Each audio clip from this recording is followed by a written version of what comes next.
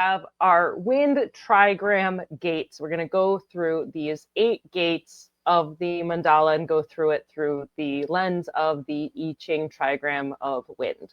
And our little graphic over here that's moving, these are actually the changing lines. When you hear of like I Ching trigram, these are the gates of the wind trigram. So if you notice, the top 3 lines change, but the bottom 3 stay the same as the broken solid and solid line, because that is the trigram of wind. So these are these 8 gates that we're going to go through. Dude, I love watching this. Right? Dude, I love watching that. Yeah, it's a neat process. So thank you to everyone who is watching and liking and subscribing and commenting and asking questions, hanging out with us. We love having you here with us, and let's get into it.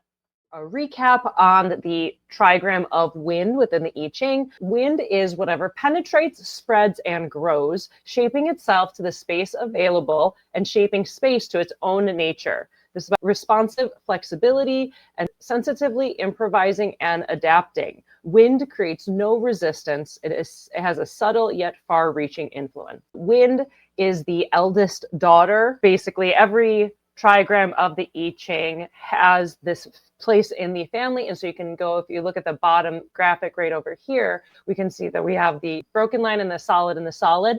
And so you look at the one that is different than the other 2. So the different one is the broken line at the bottom. So it's feminine. And so it's the eldest daughter because the first line is the oldest. That's just kind of some context there. How does wind create no resistance? Wind becomes the thing that moves us, I guess is what that means. Well, that you can go through wind. Yeah, right. It's like wind is not a wall. It's not like you can't push through it. Like you can push through it. So it's like you can almost better. It carries us. This thing it carries our word on the wind. It creates the opposite of resistance when we're looking at it that way. It's just it's funny to look at that way. So wind as eldest daughter. Yeah. So this particular hunk of this is the bottom technically of all 8 gates. Yes, this is the bottom of all 8 gates that we are going to go through. Spreads, grows, quarter of duality. It's shaping itself into the right law. Its availability, shaping its space in one's own nature. That is the law. If you think of what the cross of law is, it's got the channel of mutation in it, which is strictly unique and individual. What does it say? Sensitively improvising and adapting, very splenic, moment to moment. Oh yeah, that's a good catch. Yep, creates no resistance. Well, that is the purpose. We don't need any resistance as the gentle, and the wind carries us to beauty, in my opinion. Subtle yet far-reaching. That's our movement. Not always so subtle, by the way. Yeah, absolutely. So we're going to start off with gate 46, which is pushing upward, and the gate of determination. The trigrams are earth over wind. A seed germinates and a plant begins to grow in the center of the earth. A noble one has the quality of both earth and seedling, flexible, feeling her way upward, small and resilient, also unyielding and nurturing this growth, with all the patient power of earth, understanding that pulling the seedling will not make it grow faster. Many small things she achieves will amount to great things in the end. The small things this starts at the very beginning. This just talks to pushing upward. Starts down in the center, grows through a body, in this case a tree, wouldn't matter. So it could be through an insect or through you and I. And it just grows up into our whole noble experience. I like the patient power of earth. It just feels like the body. Because earth is the yin. Earth is to the sun. Earth is the yin. Just sort of period. And the power of it. The sun may have all the rays, but it's a one-hit Charlie. The power of the transformation happens within mother, within the yin, on earth, through the dirt. And the microbiome of the planet, frankly, raises up the seed and it pushes upward. I grew a lot of stuff this year. Those things really do push upward. They become relentless. Yeah. And the nature of it, that it has to have something to push through. Like you can have a seed and you can put some water on it and nothing is really going to happen, until it can push against something. It's like we need that resistance in order to grow. So it's that drive to grow, that like growth of the body to grow through that resistance. And it doesn't know until it's packed in some dirt. I find that amazing.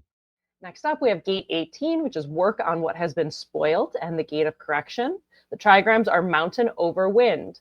Mountain traps and limits movement of the wind, making for stale and unhealthy air.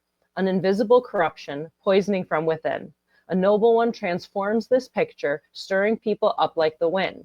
This can work among people or within an individual. Inner movement and awakening transform limitation into a perspective covering for growth. It definitely happens in and amongst people because this is a shared activity in gate 18. And the language is clear. This one would have been easier to translate than the first one, having to, because we have to translate this into something that can become a first and a second expression of a line in your body graph so that you can see the behavior that is caused by your genetics. That's quite a conversion if you think about it. This is like the essence of in our life as we were pointing this out. It's like, well, can you convert that into the behavior of the genetics, how they pour out of the being in communion with the other? Well, it's a slightly different slant on it, but this one actually spells it out quite clearly, and it will rustle up a storm. If you know any gate 18s, you will be stirred. I'm sorry. Just the corrective capacity of 18 is stunning, right?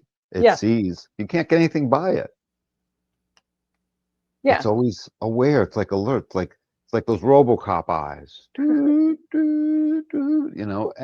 for darn good reason.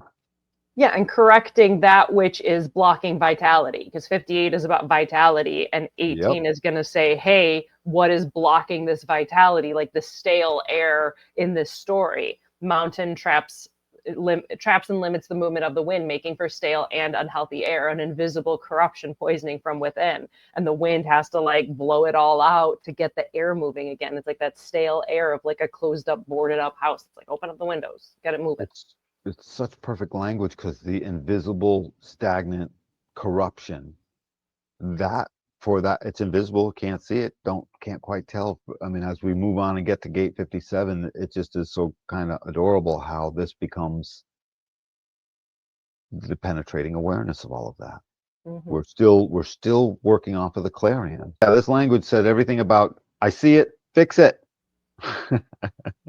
Make it better, fix it. Make it better, prettier, nicer. It's got to fit my taste. That's ugly. No, I hate those colors. Improve the vitality. Enter the vitality. Perfect. So next up, we have gate 48, which is the well and the gate of depth. The trigrams are water over wind. Leaning over an old Chinese well, look down through the water. You will see a frame of logs at the bottom, used to retain the silty soil as it was dug. A noble one is committed and involved in the well as the frame, inwardly as responsive as roots, outwardly pouring himself into the work. Like a flowing stream, well is a vital shared resource. Everyone must cooperate to build and maintain it. It is, again, a shared process. The well's vitality, exerting its vitality. The well is almost the point at where pushing upwards is really the most important moment, because that water has got to get pushed upwards. It's got to get pulled upwards, but, either or. As that water is pushed into the community, everything lives because of the water. The well is the thing that the deeper it is, the richer is everyone else and everything else. Unless it isn't shared. This is a point in time where it must be shared. It's almost like the imperative. Enter praying together. It's a logical process. It's shared. It comes to meet. It speaks to a vitality. It creates tribal instinctual bonds. Right? All these themes we've been seeing in these 8 gates we've been reading. Empowered by the vessel of love. In the G Center, that's all generated business. The vessel is strictly generated ego business. Think about it. It's not even emotional. It's generated ego business. Period. 5 generated channels moving into that, if I'm not mistaken. No, 4. Anyway, a lot. That's you show me 4 generated channels in a being, and I will show you a busy being. I've got 2, and I can never stop. 3, I've got 3. So anyways, this well must generate all of this stuff in this giant depth that gets, again, carried on the wind, and its vitality becomes this resource that everyone must cooperate to build and maintain. Think about what maintenance is. Get back to gate 7, the foundation of this whole thing. Our role in interaction with the other to bring the army forward, to drive a direction that pushes us forward logically, which definitely means we all got to cooperate to build and maintain stuff. The whole logical process. No one's maintaining anything. Within a month, if no one maintains everything, you run out of food, everything sucks, no fun, blah, blah, blah, can't get to work, the phone doesn't work, on and on and on. Lights won't come on. We can't get any information, right? Nothing. So we need that. And this is a deep, deep, deep part of the expression of that vitality. And it's neat too, because like water is about depth, and like it's the depth and the unknown, and wind is about this like influence, the subtle yet far-reaching influence, which is interesting because 48 is ultimately going to go through 16, and that depth is going to be expressed. Yes, yes, absolutely. And that depth also gets carried on the wind. Everything here gets carried on the wind. I didn't realize in the very beginning the vessel was meant to be carried on the wind. Here in gate 46. That's my mom. That's her birthday. She's a 2-5 vessel of love. Yep. Well, starting off with 46, we're on 48 now. No, I know, but 46 being the first one, I understand. Yeah, the foundation of this. Yep. Next up, we have gate 57, which is the gentle and the gate of intuitive insight. The trigrams are wind over wind, so it's like super wind. Wind begets wind. Movement creates movement. The influence penetrates everywhere. Time to use your own inner seal of office to translate what moves you inwardly into your influence in the world. A noble one receives a mandate and conveys it onward by sending out orders. Indirect influence reaches further than direct action ever could. That's the penetrating awareness. That's always the potential. And just again, listen to the words. Penetrating an awareness isn't that, just you're good at having a conversation. Penetrating awareness penetrates beyond the pale, beyond that which we necessarily could actually know. It's that thing that could potentially channel the wisdom of the universe. We just don't know. So this whole thing of this indirectness, 57, it's not like it announces itself, it just is itself. And there it is, reaching further than a direct assault of like gate 7's army. We're here and I'm interacting with you. Gate 57 is part of the refinement of all of that. Okay, you're here, I'm interacting, I get it, but it wouldn't say that. It is there. It already is interacting. It doesn't even need to say it, or it's about to interact, and it's about penetrating this whole area of what's going to be wise to do. Wind begets wind, and movement creates movement, and intelligence creates intelligence, and making sure it all works begets making sure it all works. I can't say much more about this. This is our guarantee that we'll know moment to moment to moment that which fulfills purpose. And the purpose has to be partly what is the right law. And the right law has to meet essentially what moves into this with, as Minerva has this continuity and all of these things going on that we get to when we see her gates. Next up, we have gate 32, which is duration, and the gate of continuity. The trigrams are thunder over wind. Thunder and wind are endlessly changeable, but they are part of a larger, lasting cycle. A noble one's inner nature, subtle as the wind, translates into action as decisive as thunder. However, the environment changes, so everything he does will always travel in the same direction. It's wicked decisive. 32 and 44. 32 is just wicked decisive, and it can absolutely thunder forward for a great big thing, but its whole thing is to try and keep this continuity that doesn't change too much all at once unless it has to. Endlessly changeable. Part of this lasting cycle is the point, just like the language says. So 32 is always aware that there's this giant cycle going on. So if we're going to rock the boat, there better be a good reason. And so otherwise we're not rocking the boat. 32 probably invented the phrase, if it ain't broke, stare at it and make sure you don't need to fix it now. You know, someone else made up, if it ain't broke, don't fix it. You know what I mean? That's something else. That's probably 3410 or something, you know. Hey, Uh-huh. whatever. It's just not, It's I'm fine. busy now. I'm busy now. But 32 is like stare at it, make sure we don't need to fix it and get a guy on that and at least order a part. Make sure we have a backup. Yep. Yep. Duration, problem solved. Now, always now, just like the words, just like the love, just like the laughter. Next up, we have gate 50, which is the cauldron and the gate of values. The trigrams are fire over wind. Fire rises from wood, and clarity arises from subtle inward receptivity. This is the cooking place, the place for transmutation. A noble one works to bring it into harmony, straightens out her situation, her relationships, and especially where she stands overall, providing a good, stable basis for transformative work, a harmonious context where a destiny can be realized inside a well made vessel. Your sense of who you are and what you are here to do crystallizes out and becomes clearly defined. Gate 50's capacity to become what ends up being that set of rules we need to function so that we can come to meet, so we can do everything we just talked about in duration and gate 57 before that, because all of that stuff requires this getting together. Gate 18, that was pointing out how it, you know, going backwards in time into the other one. So gate 18, that's pointing out, hey, I gotta pay attention to all these pertinent aspects to make sure we don't need to fix it. You know, and 48, same thing, needing to fix or not. And 50 is the answer. Don't need to fix this anymore. We concretized it. We solidified it into tribal law. And by the way, tribal law is also the collective's law, even though the collective tries to change that. And it does change it, but I'm just saying sometimes. But it always keeps starting tribal law because all the people of the collective start in the tribe. That's where you're born, unless you're an institutional baby somehow. Um, I was born in a test tube. I shouldn't make fun of that, but the cauldron is this deep set of values, and it's the values that become so important. The values get concretized into law, and that becomes wicked important, or else nothing happens inside a well-made vessel. All of it.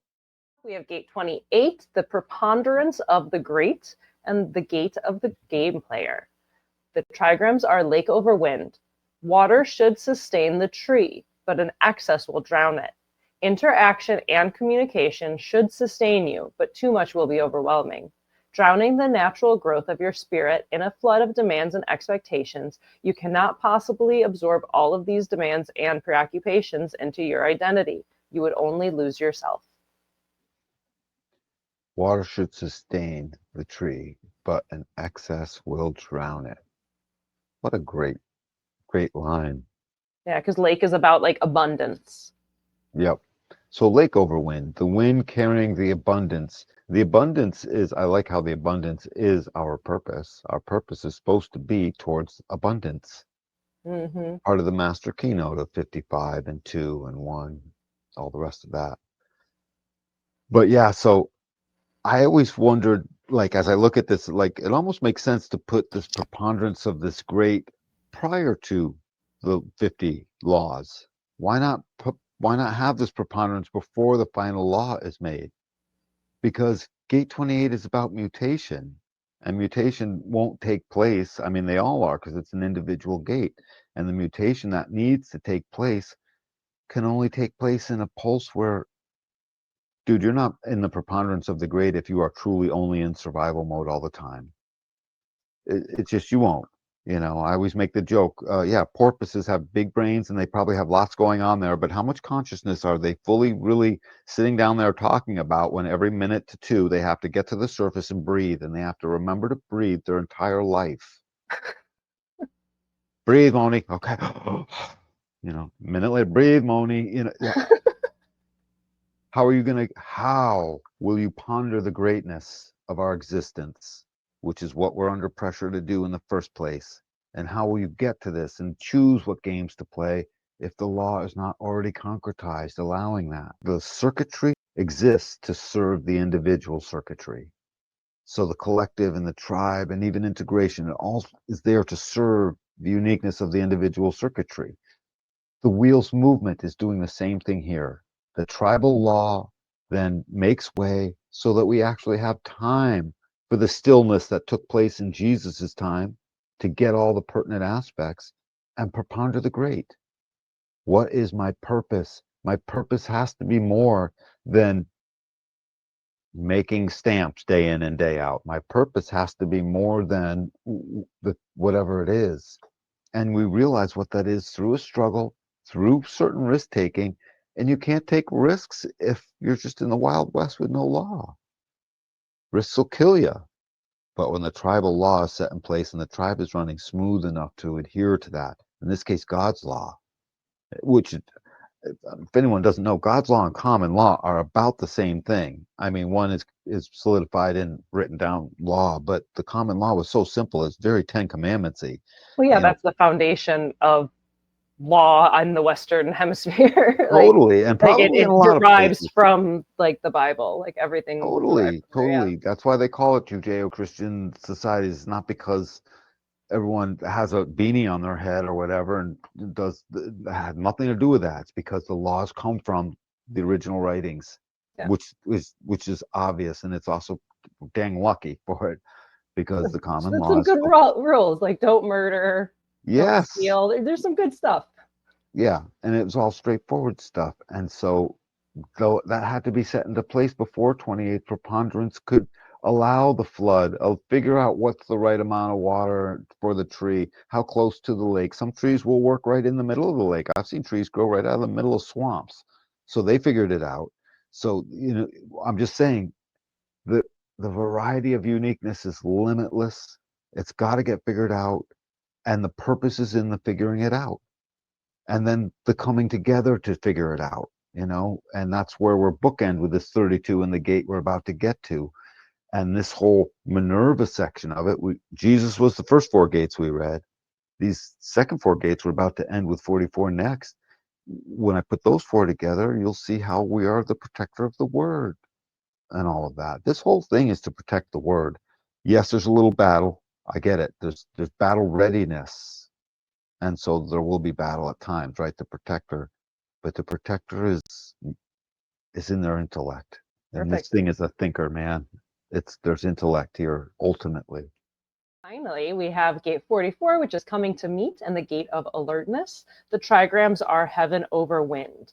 Wind travels everywhere under heaven and penetrates every corner of the world.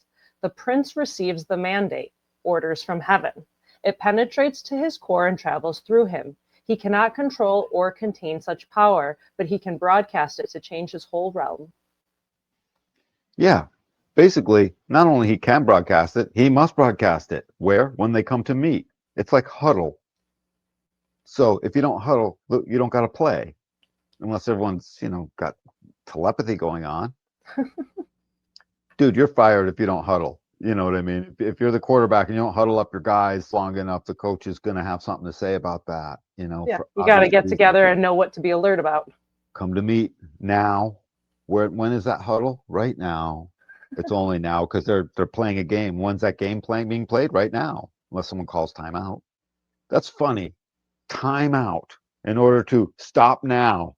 So a man-made construct that stops the now because the game is right now, but not with them, coming to meet is sort of that timeout, and it stays in the flow of the now at the same time. There's no question. And it receives a mandate. That mandate is received just like the verdict of a jury.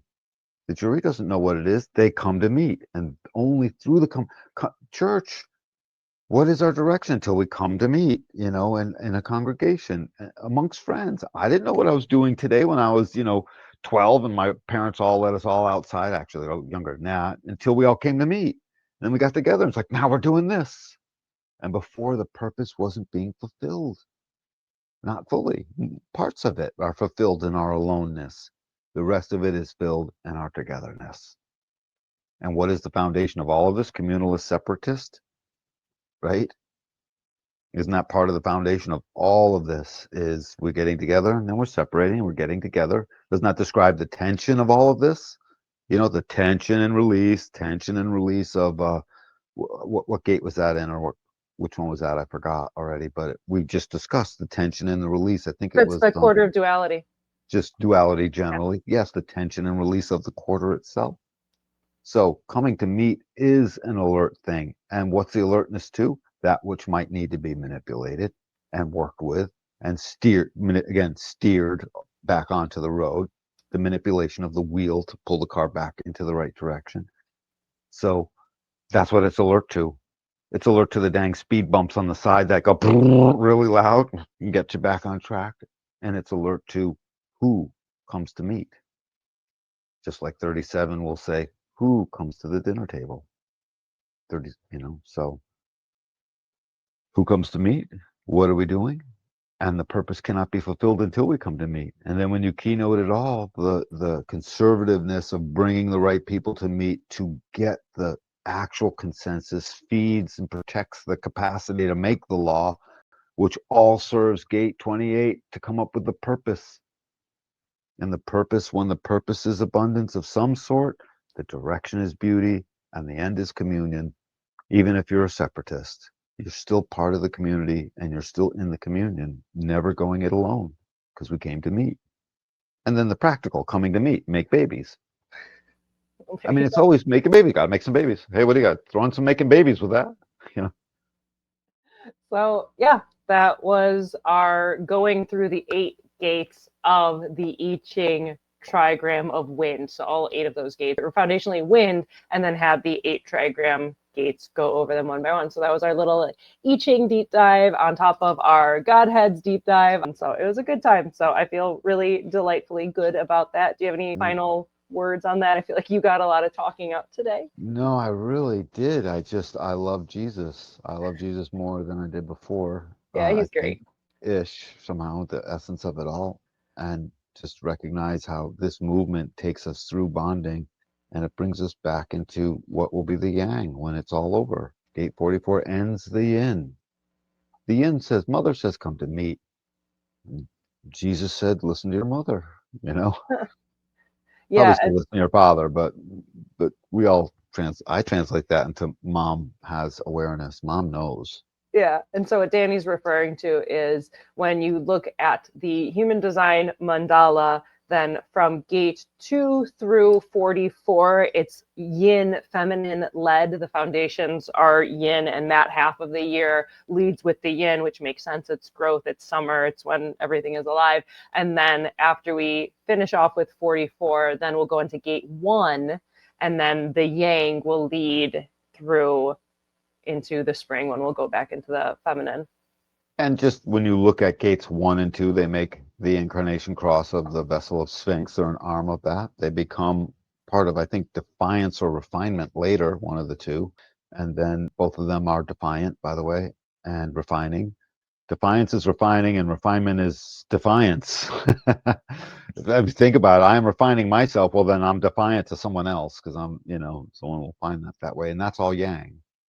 So 1 is all yang lines, and 2 is all yin lines. It's just this perfect yin yang. It defines the yin yang.